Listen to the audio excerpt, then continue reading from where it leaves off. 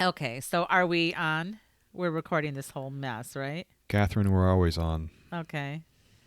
The life of a podcaster is never dull. Well, Oh, no, I'm sorry. It's always dull. It's just never off. it's always dull. I mean, it's getting duller. I had a container because we had the house rewired because we had aluminum wiring in this Yeah. old build. Yeah, I remember. Yeah. And so that was a nightmare. Yeah, I moved back in to help my folks, plugged in my electric toothbrush and heard a zip in the wall. And then everything was hot. And I'm like, I better call someone.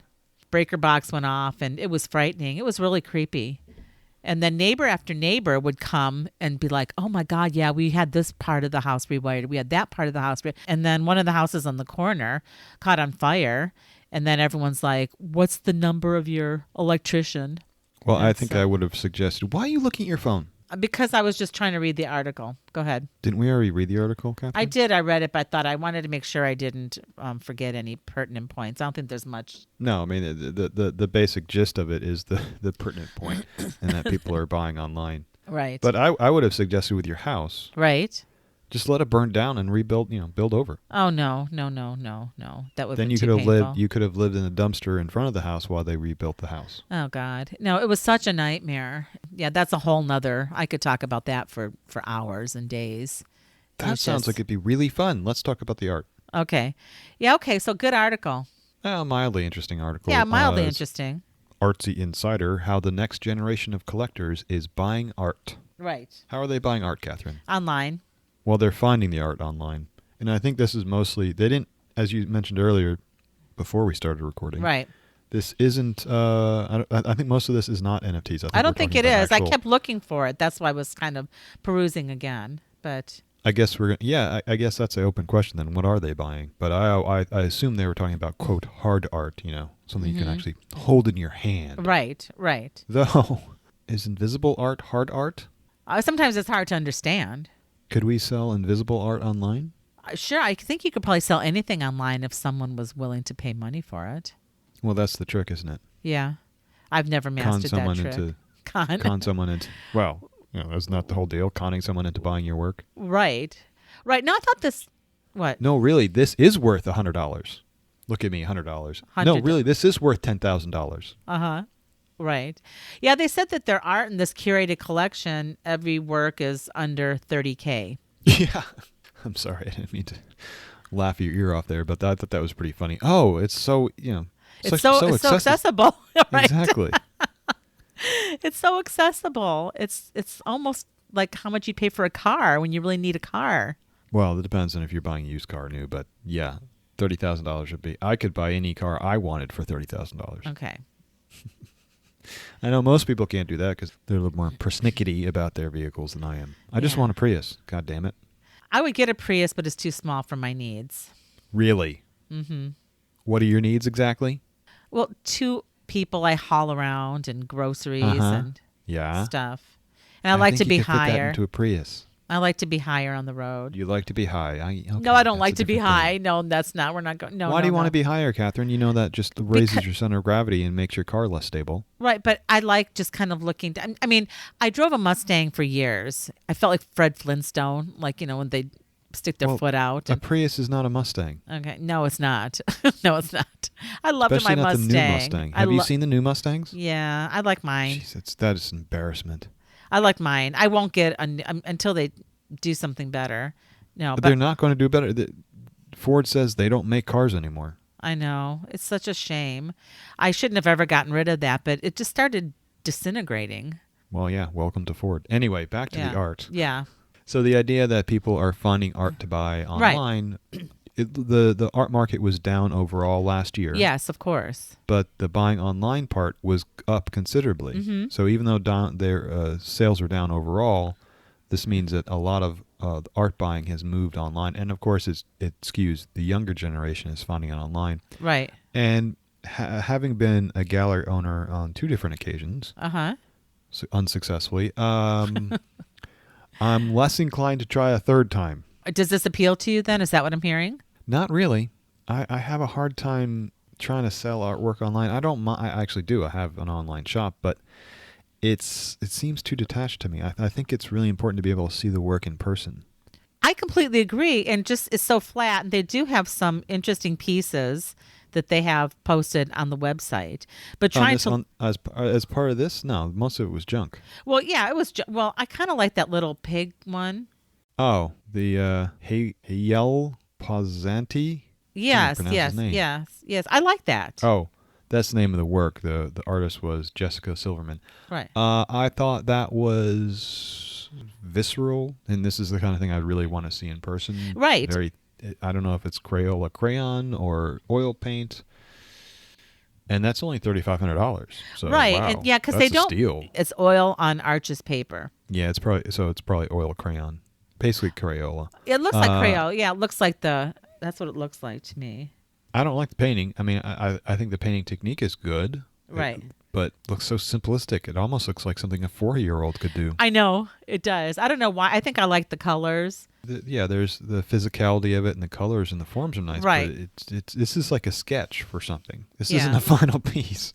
Right. That was the one. Well, they only had a couple pieces, and the other one, it was a similar, just kind of very simple. But I agree with you. It's like I'm like seeing the texture, and I thought, I wonder what would resonate from that or come off the canvas. Because I really think there's an interaction with art when you're viewing it in person, like some energetic field sometimes. Not to sound like a crazy person, but I do believe that that's part of the emotion when you're standing in front of a piece. And so this just really falls flat. No, I'm sorry. It just really falls flat to me. Not because... You mean just viewing it online? Yeah, the process. Yeah, the process. And it is a little more antiseptic. Right. It's like you can't really get into it as much. Like you see this, like I don't really know. I mean, they say, I guess, and how big it is. It's just hard to visualize, really. It's almost like it's all in your mind's eye. Like you have to imagine and then pay $3,500 to decide that, it does or doesn't fit in your home. That's the first time you'd see it when you unboxed it. I wonder what the return policy is. I'll bet it's pretty bad. Well, yeah. It's probably like Christie's. Like you buy it, it's yours now. Exactly. Yeah, but, and as a former web designer, my big worry here is that you're not really seeing what you're buying because there are several layers of abstraction between you and the actual work. There's the person who took the photograph, who may or may not have any idea how to take a good photograph of a piece of artwork. Right. So you're going to get maybe perspective skew or distortion and color shift, obviously. Right. And then there's posting it to the website, and then you're viewing, depending upon what screen you view it on, you're getting a second level of abstraction where you're basically going to be losing colors unless you're looking on a very high quality monitor, and 99% of you aren't.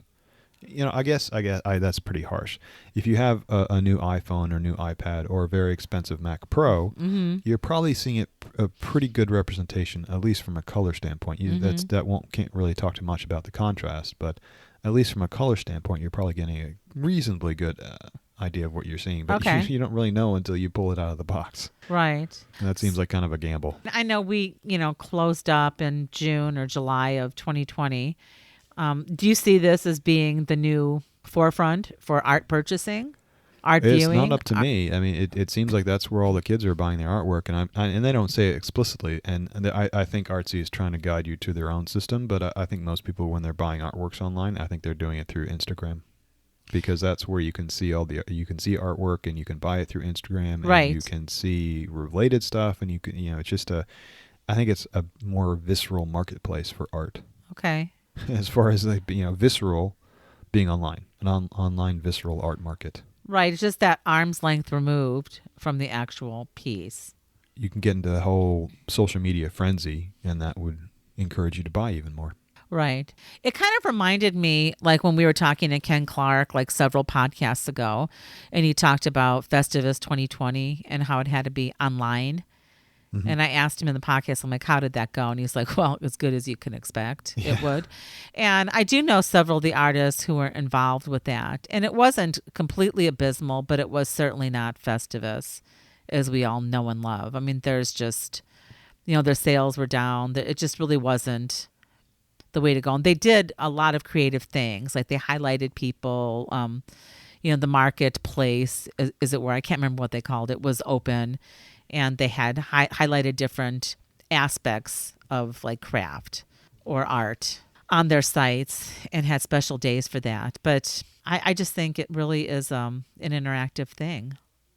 To And the me. problem is, that if you're just doing it online, you're competing against so much other stuff that you can get online, like Netflix. I mean, how are you compete against Netflix when you're just walking around? You're trying to create an online interactive arts space. Right. Isn't it easier just to go and watch a TV show on Netflix? Because that content is a lot better curated and actually meant to be viewed in that context. Right. Well, I think So, this to me seems like it was just born out of the pandemic, as so many things were. And as galleries closed or people weren't gathering and no one was going into places, it was just an answer to that moment. well, I think like with so many things, it didn't create this online marketplace, but it accelerated it. Exactly. Yeah, I think the pandemic accelerated a lot of online or arm's length detachment kind of living. It certainly has for me. And I think back, it's kind of like that before and after. It's astonishing in some ways, and in some ways, it's just a day in the life now. Cool. One of the things the article doesn't talk about is the where they're buying. They're just saying they're buying online, but they're not actually calling out specific markets, which I think is another reason why I'm assuming that it's Facebook or Instagram, because I don't think they want you to know that, because that would push you away from their marketplace. Right. And they also don't talk about what the sales are, what prices things are going for. You know, are people buying $100 paintings or $3,000 paintings online? They don't. So those are some pretty big important numbers that they don't cover in this story. And I would guess, this is just a guess, just a sheer guess, that it's probably less expensive artwork that's selling online. Instagram, I see, there's some great artists on Instagram that do sell their paintings for a few $1,000s each. Okay. But there are a lot of artists on Instagram that they're only selling it for a few $100s. Right. Which is what I would expect. And I thought, well, the article was very sparse. It was just like a toe in the water kind of article. There was all of that wasn't covered. And I want, they have this curated situation, but like, are they putting out a call to artists? That was one question I had when I read it. I mean, how are people connecting? Do they submit their work? Are they juried in some way? Like, who's curating these pieces? Well, that's the thing. If it's Facebook and Instagram, the person browsing their social media is the person who's curating it. They're curating themselves. But I thought this Artsy, it's not a separate website. Oh. I don't know how their platform works, so you can probably submit it. I don't know if they accept or not, but I'm on pixels.com, and pixels.com, anybody can set up an account there. Okay. And sell their work there. Okay. There's Saatchi.com, which is not associated with the Saatchi brothers anymore. Okay. There's actually quite a bone of contention there, but Saatchi.com, I think anyone can get on there as well. But that's, considered to be a big value name. Right. And again, it's not the Saatchi Gallery anymore, associated with the London Saatchis, the Saatchis of London. Okay. But it's still, I think, got its own brand strength, for better or worse. Okay. Yeah, because they just made such a point of the curation of it. Is that even a word? Curation, yeah. Yeah, so the curation of it. But it's like, are they putting out a call to art? And I didn't do any deep dive because I just didn't. Well, I didn't think we need to. I just want to get a reaction from you about what your thoughts about it was. And ironically, even though I'm a little bit opposed to it, my work is really well suited to it. And I'm thinking about diving more deeply into it because I make the work on my iPad. And right. I can show it on people. If people see my work on an Apple device with a really great display or a Samsung phone or something that has a really good display. That's really the key thing here. But Apple is better because they usually generally have more neutral colors. The Samsung has great displays, but they usually oversaturate their displays. Oh, okay. But if you're seeing digital art that was created on digitally, you're going to get a much better feeling of what the actual final work looks like. Right. So they're actually going to see your art as opposed to some, like you said, an abstractive vision of it. This is the medium. You're seeing it basically on the medium. In the medium, was created. Correct. Right. No, I think it's an interesting concept. Go ahead. The other interesting part is I do follow some creators on TikTok and Instagram, and for them, or for the younger ones anyway, and I picked up all this stuff from the younger kids, the younger 20-year-olds or something, right. Kids. They focus also on the delivery experience. So it's not just you get a box in the mail with a painting in it. You get a carefully assembled box which has the work that you bought, and then it also has some other materials, like it has maybe a certificate saying it's they'll like do an edition, like the 2021 edition. So they'll have a range of maybe 12 paintings they're selling that year. And then so you get a box filled with that, a little bit of information, maybe some stickers, maybe some other pins and whatnot. Pins are a big thing these days. Really? So it's an experience when you get it. You open the box and it's a plethora of things inside there that you can kind of experience. So there's an unboxing, I guess, which is kind of a weird thing to think about, but this is merchandising your artwork in 2021. The unboxing thing, I came upon some unboxing video at one time for these dolls. They're like the reborn dolls. They look like babies. And I thought they were absolutely frightening, particularly since I worked as a neonatal ICU nurse. They look like sick preemies. I thought it horrifying. And I watched one. It was so nauseating. But they did the same thing. Like the doll was at the very bottom of the box. And they had this unboxing video on YouTube. And they pulled out like all these baby clothes and this little poem and, all this stuff, like little bottles and weird. It was absolutely crazy. And then they finally get to the little baby and then they unwrap it. And so I think that's that whole unboxing moment has been around. So it's interesting now that they're applying it to artwork. I don't know. I've not ever sold anything online, even though I had the Etsy account and then I closed it. But I like doing it in person. I don't know that I would go through all that nonsense as a creator, as a seller. I mean, I might now if that was what was expected. It's not just that it's expected, but you do have to consider how you're going to deliver the work. And once you start getting into that area, you've got to figure out how you want it to be received. And once you're going down that road, it's not that far. I don't think it's that much of a stretch to start including some other materials in there to make the unboxing more interesting, which will encourage your purchaser to maybe share and like your stuff more and create another sale. Do you think it's just strictly marketing, or is it just a way and such, again, I've said arm's length like a million times in this podcast so far, but we're so detached, is that just another way to form a connection with the receiver? I think it's all of it. Okay. I think it comes from a marketing place, but I think some of these creators, these young creators, they're so full of optimism. And I think part of it, the sense I get from them, that this may just be their marketing skills, they're just trying to share their stuff, and they're excited about selling their work, and they like having this performance when you open it up. Right. I think it's very sweet. I think it's a sweet Well, it can be. Like I said, I'm sure some of them are very mercenary about it, but some of the ones I've seen seem like they're pretty genuinely excited about creating this experience for people. Tell me why buttons are a big thing. Well, do I look like I know? I'm 30 years too old to understand why buttons are such a big thing. Oh, I didn't know they were a big thing. I mean, they're not. They're almost like jewelry. I guess they are jewelry in a sense. Wow. So there's that. And you like jewelry? Beads. You could fill it with beads. Fill it with beads? No. So that was an interesting article. I'm sorry. Well, it wasn't that interesting. No, I thought it. No, actually, it was. It was more than it was. It was just a short little blurb that you sent me, but it kind of, like we've talked about, like expanded its boundaries. But I think it. Well, it's a topic that's of interest. I think it is a topic of interest. And you mentioned before we started recording, like, are there NFTs buried in there somewhere? And I didn't get any sense that was the case. What was your sense? I didn't think of that either when I was reading the article, but I think that's another point that they probably intentionally avoided, because NFTs are pretty hot, and especially the non-fungible tokens, artwork being sold as cryptically locked online tokens. I know none of that made any sense, and guess what? It doesn't really make sense. It doesn't really make sense. Because part of purchasing something, particularly if you're paying like upwards of $30,000 for it, to me would be viewing it and looking at it. And how do you view a token? Yeah, but collecting is a different kind of thing. If you're just a collector and you're trying to collect things, that's a different motivation. Oh yeah, I guess it is. You're right. And let's be honest. I mean, the high-end art world is completely mad and crazy and filled with people who don't know what they're doing and too much money to throw around.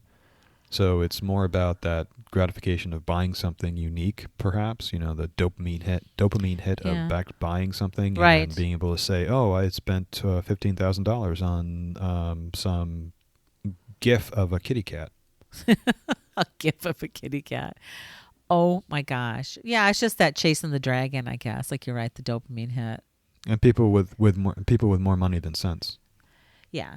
I have neither. It just doesn't appeal to me. I would want to see something, hang it on my wall and enjoy it.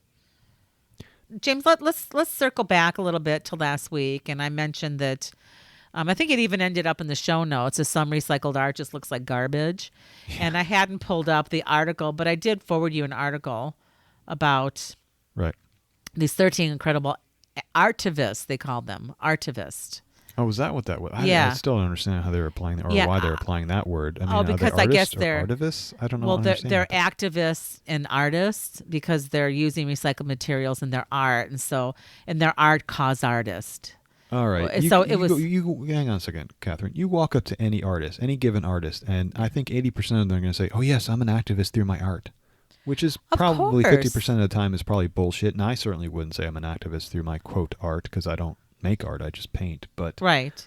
yeah, so that's kind of a stupid name. That's go away. Just put that away. Well, but this was in causeartist.com. So I just, I find these articles that are kind of out there, and I just, it appealed to me. I'm like, okay, let's see what they're bringing. And they talk about Phoenix out of the trashes, raising awareness because of the pollution crisis and consumerism culture, and making a positive social eco impact. But this is one of the articles that I said some art that's made from recycled materials just looks like garbage. Now, I'm not saying this is garbage. I mean, I don't want to denigrate the artist in that sense, but I'm not sure what it is. That's a whole range of people making art using reclaimed materials, Right. And for different reasons, and some of it's good and some of it's bad, as any field that you look into. Right. This article was just kind of bland. I didn't really think we got a lot from it. I would say I guess the strongest response I got was from the woman who was hanging garbage from the ceiling and creating what was supposed to be a fun, immersive experience, showing all the plastic pollution of the oceans. Yes. And the reason I had such a visceral negative response to it was because you actually look at the picture and it looks kind of beautiful. It's just a nice environment of hanging colors and Yes. translucency. And I'm thinking, if she's trying to actually represent trash and how it's littering the ocean, this is not it. This is like a playful experience of trash. This is I'm looking at like it a right fantasy. now. Right. Yeah, it's called the piece is called Under the Water Over the Sea, and I think it's absolutely beautiful. And I wanted to go in there. I wanted to go in and stand where she's standing. There's someone standing in the piece. It's a Disneyfication of Disneynification. I don't know how to say that word that I Disney. just made up. It's a Disney version of pollution. It's like, yeah, I want that. So I think the point that she was trying to make is completely fails. Right, because it's so gorgeous. I mean, it really is beautiful. I don't know if I'd go so far as it's interesting. It looks like I would send my kids in there. I think they'd have a fun time just bouncing around, knocking things around and seeing how they interplay with each other. And Right. When I look at that, I have the feeling of almost like a cartoon or some, like in a movie, like say if something was exploded and then it just stopped. Mm-hmm. That's what it feels like to me. yeah, but animated so that it's actually every piece is considered. It looks like she assembled it to make it look beautiful. Yes, she did. I mean, it was very clearly assembled and very carefully assembled. It's not like it's not like a trash heap. I mean, that's a completely different thing. No, it's so So- clearly not a trashy. So anyway, so I just sent that because I've been collecting now a lot of different packaging. It's like after we had that discussion last week about the Lay's potato chip bags. Oh, yeah, this is just about your packaging fetish now. Yeah, my packaging fetish. I bought some organic sweet potatoes yesterday at Costco, and the bag they came in was like kind of plastic and it's mesh. It's like a mesh bag. Mm-hmm. And so I took them out and I washed it off, and I just was looking at it. I'm like, gosh, that's going to go somewhere and never disintegrate. What can I do Well, with it it? will eventually. Everything eventually disintegrates. Right, eventually. But I'm thinking. So I'm playing around with this. I'm playing around with this idea of the metallized foil. The foil metallized, Right. plasticky. Yeah, papers. and this is a medium. It's not so much an activist platform. It's just a medium, depending on what you use. If you use quote recycled steel, that was kind of cute too. I thought, with a sculptor who was taking blocks of steel from engine blocks or old machinery. You don't have to do that. Steel is one of the most recyclable things in the entire universe. Right. Or maybe hydrogen, but you can't really make art out of hydrogen. No. It's kind of silly just to think of you're doing something good for the environment just because you're making steel sculptures out of old discarded steel parts. Because again, you just dump that in a foundry and make more steel stuff. Right, and not a big deal. eventually someone will find your piece for melt value. And one of the things, well, not for steel, because Not for steel. it costs more to haul it off than it does. Right. Well, than you of get out course. I'm just saying that. And what I guess the disappointing thing about the article is that they picked an artist, or let's say a sculptor, not the finest example in this area. I have been for 2 decades at least. I've been looking at people doing this kind of thing. That they'll take an old car or motorcycle and they'll pull some metal parts out of it, and then they'll very elegantly craft something new out of it. Right. And this is, it's okay, but it's not. This is but by no means the best example of it. Right. No, So if you can write the article like this, find better examples. Yeah, I just, it just spurred me on to do some other things. And then I started thinking about ways that I've done that without saying I've done that. Happened when I was taking a metalwork class years and years ago, maybe not that many years ago, several years ago, over at Phoenix Center for the Arts. And I found copper pipe that had been in my yard for maybe 40 years. So I took it and I cut it and I just hammered it, and I made a little series of bracelets, like cuff bracelets from them.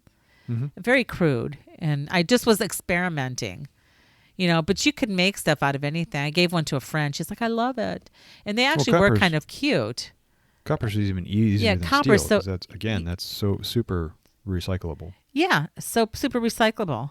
But it was just, I didn't want to waste money on silver while I was learning how to manipulate metal. And then I bought some metal slab. You can buy it in like slabs at these different stores, whatever. Right. And then I just saw these pipes. I'm like, I wonder if I could do something like that. And it actually was kind of cool.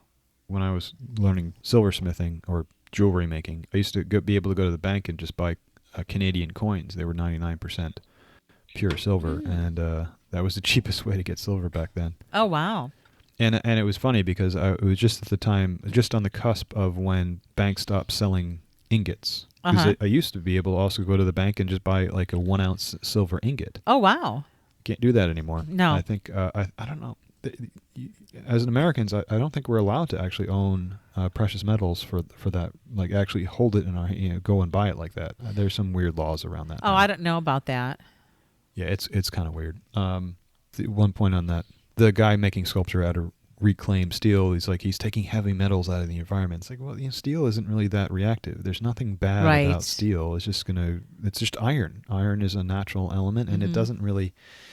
It's not bad for you. It's like so funny. It reminds me of TikTok. There's so many bad elements of TikTok, but there's a bunch of stupid TikTokers who are talking about nutrition. And one guy went off on how terrible baby food is because it's just filled with heavy metals. Mm-hmm. Oh, they did find some heavy metals in baby food, though. Yes, iron. Right. They're fortified with irons so babies' brains can grow, because babies' brains need iron to grow. Oh, is that all it was? There wasn't arsenic or anything? Now, well, there are some problems from Chinese baby food areas, but generally speaking, you pick up any kind of baby food you pick up is going to be very heavy in iron, because that's what the babies need. Yes, they do need iron. But these wah-wah wackos on TikTok just take everything and don't understand what they're even talking about. So we need to recycle them. I wonder, can I make artwork out of recycled people? Oh, no. Oh, come on. No, that's just too... take the fun out of everything, No, Catherine. That's just way too, like, World War II stuff. No. Oh, no. What? No. Not Jewish people. Obviously not Jewish people. No, just people, just in general. Like, Soylent Green is people. Just the bad TikTokers. No. Disabuse yourself of that notion right now, James. Not happening. Oh, fine. Not happening. I entertain a lot of your nonsense, but that's over the... Nah, we're done. No, Can I borrow one of your fingers? I just want to give it a little try. Just the pinky. Here, this one? We'll start with the pinky. This one? Yeah, that one will be fine. Okay. Let me see what I can do with that. Okay. NFT the other piece in that article, the other piece in that article that caught my eye a little bit was there's a horse made out of old toys. Old plastic toys. And the only thing that spurred in me is, and this may entirely be inside of me and because of my weirdness, but when I see a little plastic part, a little discarded plastic part, especially if it's just a part of something bigger, like the fascia, the faceplate from an old printer or something. Right. I have a weird connection to that, and I will look at it and I say, "Who are you? What are you from? How did you get here?" I don't know why. I just want to know that story, because it's almost like a nostalgic thing. It's like, I don't know where you came from, but I know that you have a past. I know you were created in a specific time, and you have a specific story about how you got here. So tell me that. And I can never know that story, right? Because you can't trace it back to a piece of plastic like that. No. And I wonder if that's just me, or why it's for mass. I feel that connection with mass-produced plastic pieces, or mass-produced pieces in general, but plastic because there's so much more of it. Mm-hmm. I don't know. The only thing I come up with, maybe because they all seem to have like this time imprint on them. It's like if you find a computer that was made in 1998 and you look at it, you can say, "Oh my gosh, this is how computers used to look." You can immediately recognize that this is an old computer from a different time. It's like excavating an Etruscan tomb or something. Right. That's what you got from that horse? Yes. So it moved you. Weird? That was art. Well, I don't know if that moved me. It made me wonder about the pieces themselves, not the horse itself. I'm not saying the horse was bad. The horse was fine. The horse was cute. Yeah, it's fine. I just wonder, why do I have this reaction to mass-produced things? It's because someone really spent a lot of time mass-producing this thing, and now it's completely garbage. It's completely discarded. Well, I think that was the point of a lot of these pieces, about that consumerism. And then I think it's just, for me, it goes past consumerism, though. It's just this thing. I'm a thing person. When I want to understand a culture, I look at the things that they made. Right. Whereas other people will try to understand the people through their dialogue or whatever nonsense people use to communicate. I don't know. Nonsensical people. No, I think we've grown up with so many things. I mean, even... they put toys in boxes of cereal. They had toys in little Happy Meals. And what happened to all that stuff? It's in the bottom of some landfill. Well, some of it is. Others are collecting prize it. collection. Yeah, it's a prize collection for most people. Right. So it's either something very held dear or it's just garbage. And there's not much between that continuum. No, that's interesting. The only thing that's in between that continuum is that stuff that we have now. The thing we just bought last week that we're actually using, that's important to us for now, but it's about to become trash. Right. I just started I've been looking at trash differently for a long time. And maybe some of it came, my dad probably was a recycler before recycling was recycling. And he would often see things like other purposes. Maybe it was growing up at the cusp of the Depression and being from a large family, so they have a different way of viewing a lot of things. And so I'm looking right now at a shelving unit that he made. And it was like he used to work for Mountain State when it was Mountain States and Mountain Bell before all the divestiture and AT&T, and now it's CenturyLink. But this was years and years ago, and they had the old switchboards. And they were all wooden switchboards. And all of a sudden, this truck rolls up and they're unloading all this wood, and my dad's like, it was so beautiful. They were just tearing them down and throwing out this beautiful wood. And he made this shelving unit that takes the entire wall in this garage that I'm in. It's a repurposed room that was a garage out of switchboard wood. It's always disappointing to see the dumpsters outside of houses when the flippers come in, because they tear out so much wonderful stuff. Yes. Yeah, that happened to my cousin. She had sold the first house she and her husband had purchased in Naperville, and then they upsized. They had the kids, and they upsized. And so before they sold the house, she went to great pains and dropped a lot of money and redid it so it would look pretty and prettier and sell better and whatever. And so they closed. She moved into her new house. A couple months go by, and she calls me. She's like, "Kath, I'm sitting in front of the house, and I'm just sick to my stomach." She goes, "Every single thing that I angsted over and tried to make so perfect is sitting outside the house." They tore out the bathroom. They tore out everything. That's kind of silly. You shouldn't invest yourself in stuff like that, especially houses, because it's not yours anymore. Right. And I said, "What?" And she's like, "Well, why did they throw away perfectly good things? It was all brand new. It was less than 6 months old." I said, "Because it was not their aesthetic." I said, "Lesson learned. Next time you just sell the house as is and let someone take it. I would rather buy a house as is and put my own spin on it." To me, it was a lesson learned, right? Yeah. Don't fix up a house if you're selling it. Just paint it. Exactly. Paint it, clean it, detrash it, get the shit out of it, and just let it rip. But I would rather do what they want to do. Yeah, and I don't want to buy some hole to live in, but I would certainly rather put my spin on it. So But that's also different. It's also different from taking a barn that was maybe built in 1850 and just tearing all the boards out, because those boards are beautiful and you can't get wood like that anymore because we don't have old growth forests like that. You can't. No, you can't. That's and why some people do take the time to reclaim that wood. Yeah, that's why I ended up with 18 old growth teak wood boxes that are in my shed, because they were just going to throw them out. Well, I suggest that you fill those, paint them black, and sell them. Paint them black. I don't want to paint them anything. They've got. Okay. I was going to take a picture of them for you. They're really cool. They're like old. I've given a couple away to friends. I had so many. I had 18. I think I'm down to like 15 or 14 or something. Wow, you've given a lot away. I've given a lot away so far. You're really generous there. Yeah, they have really interesting stamps on them. Well, you'll have to bring one over so I can take a look at it and see if it's worth anything. It's way too heavy. You'll have to come here. No, they're huge. They're huge. That's why you have an SUV, isn't it? Yeah, but I can't even lift it. It's like it's old growth freaking teak. Come on. You can do it. I'm not. It'd be a good workout for you. Yeah, well, you can come here and look at it too. Plus, when you throw out your back, it'll give you something else to do. You can go to the doctor. Okay. Okay. I'm going to stop recording now. Okay, bye. Bye.